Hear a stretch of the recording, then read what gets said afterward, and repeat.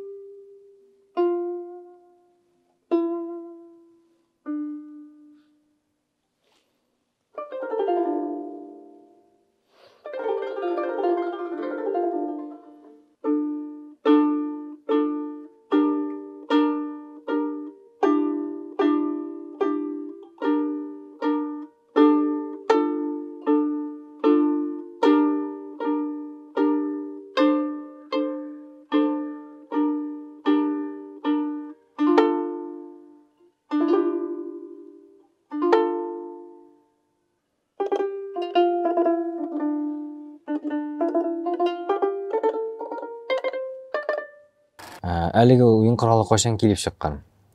Umuman aytganda, o'yin qurolining kelib chiqu yillari belgisiz bugungi kunga qadar. Amma lekin ul bizning o'rta asr shirinda ko'p qo'llanishda bo'lgan o'yin quroli deb sanaladi. O'rta asr shiri biz birinchi leksiyalarda aytib o'tgancha 9-10 asrdan olib 18 asrga qadar davom etgan davr.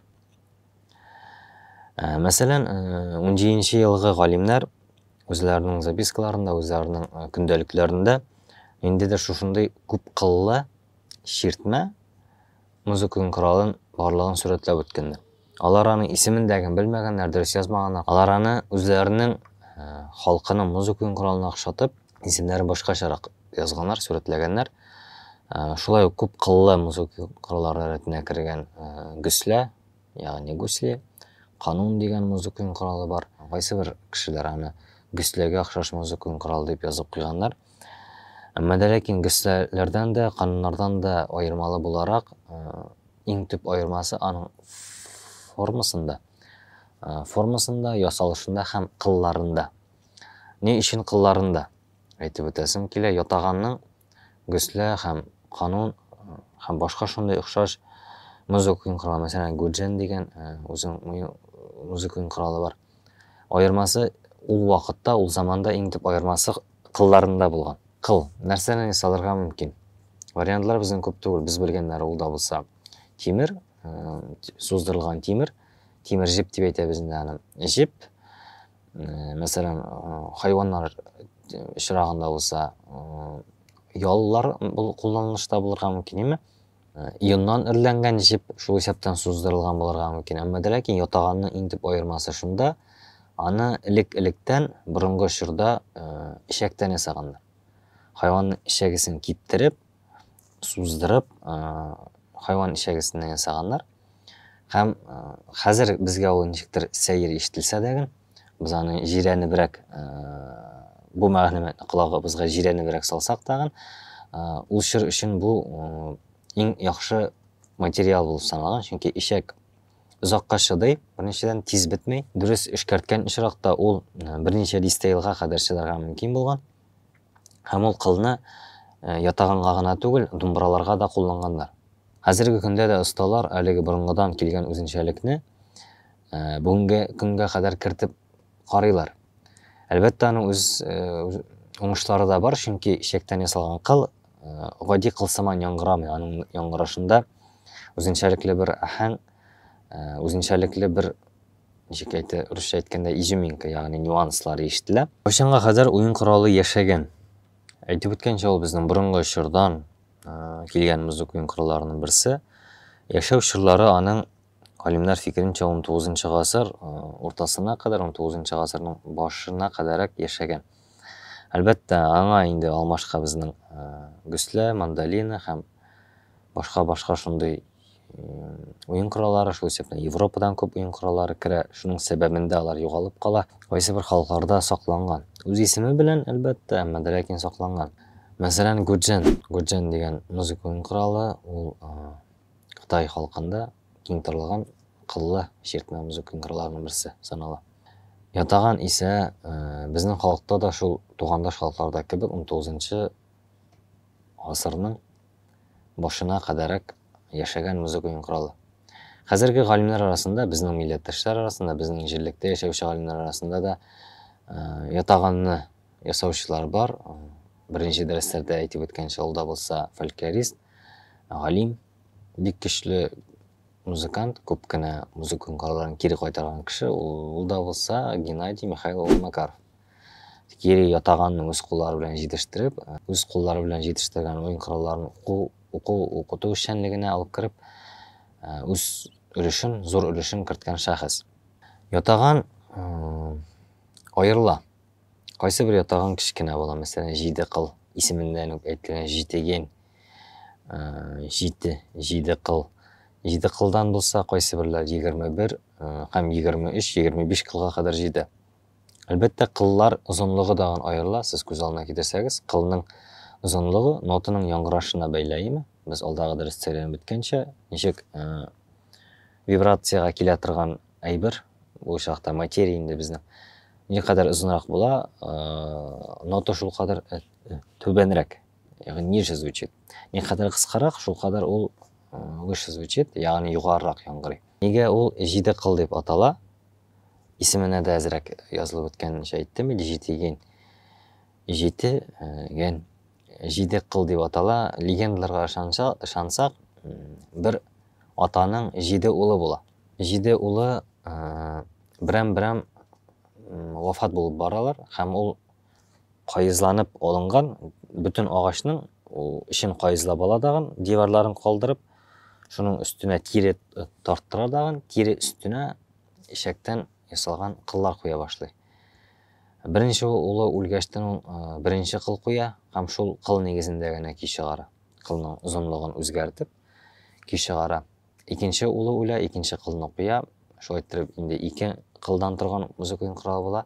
Һәм шулай 7 улы була, 7 улы берәм-берәм вафат булу нәтиҗәсендә 7 кыл суза уен коралының өстенә. Һәм шуннан килеп чыккан дигән риваяттә бар. Дәврләр үтү белән әлеге уен коралы дагы әзрәк үсешкә ия булган. Безнең чорда дип әйтмим, урта гасыр чорында. Башта безнең кыл бүтүнләй турыдан-туры эленеп торган булса, дәврләр үтү белән кылны килер өчен кыл астына сөяк куя торган булганнар, кичкенә кабырга сөягенең бер өлешен. Ни өчен куела? Шуның куйган нәтиҗәсендә безнең курай сыман, мәсәлән, кыл булай сузылган булса, сөякне без бу урынга куябыз икән, безнең кылның озынлыгы моның кадәр генә кала, име? Чөнки кылның селкенә торган өлеше кыскара безнең. Шуның нәтиҗәсендә безнең нота киләү мөмкинлеге барлыкка килә.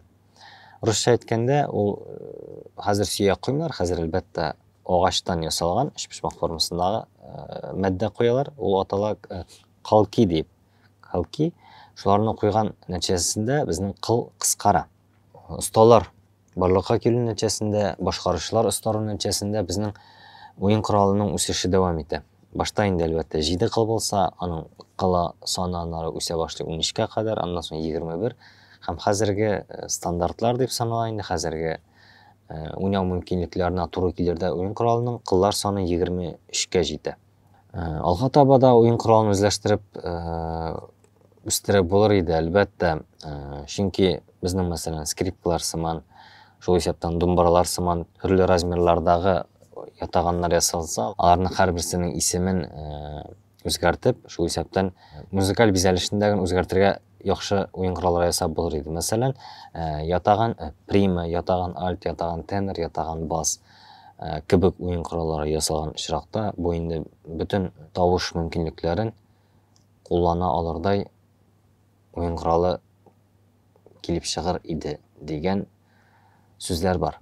Әлеге уен коралын безнең хәзерге яшәешебездә республикада кулланучылар бармы? Бу сорау әлбәттә куркыныч сорау булып саналса да, моңа җавап элегрәк берничә ел элек, берничә дистә ел элек юк дип җавап бирсә, хәзер инде Аллага шөкер без аңа әкренләп үсеп килә уен коралы һәм башкаручылар да арта дип җавап бирә алабыз. Мәсәлән, кайсы ансамбльләр һәм нинди башкаручылар кемнәр куллана әлеге уен коралын? Ансамбльләргә килгәндә, ятаган дигән музыка уен коралын сез ишетә аласыз. Кадим Әлмәт дигән, Әлмәттә барлыкка килгән этнофольклор музыка уен кораллары ансамбле башкаруында. Алар әлеге музыка уен коралының бөтен тавыш мөмкинлекләрен кулланып, үзенчәлекле яңгырашлар булдыралар. Шулай ук Кадим Әлмәт кебек төркемнәр арасында Алпар дигәндә билгеләп атап була. Һәм әлбәттә аерым башкаручыларны исә Казан дәүләт консерваториясенең халык уен кораллары бүлегендә халык уен кораллары оркестрында ишетергә, күрергә мөмкин. Әлбәттә, безнең тугандаш халыкларыбызда әлеге уен коралы күбрәк үсеш алган һәм моңа мин теге көнләшү белән карамыйм, мин моңа көнләшү белән карыйм, бик сөенәм алар өчен. Шул мин яраткан, хәзер бу дәвргә кадәр инде сез дә яраткан Казак халкы.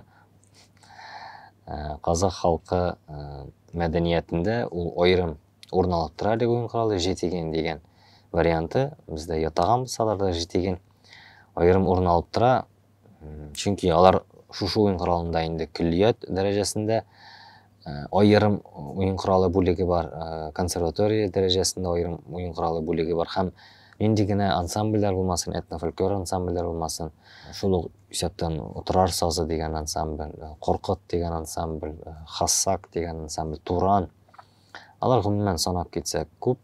Аларның нигезендә менә бу гармония линиясын, гармониялек линияны, ягъни инде әсәрнең төп гармониясын ятаган музыка уен коралы алып бара.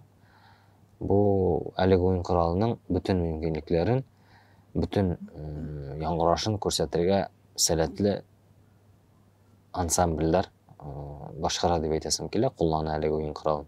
Хәзер исә сездәген әлеге уен коралының яңгырашын ишетеп үтәрсез.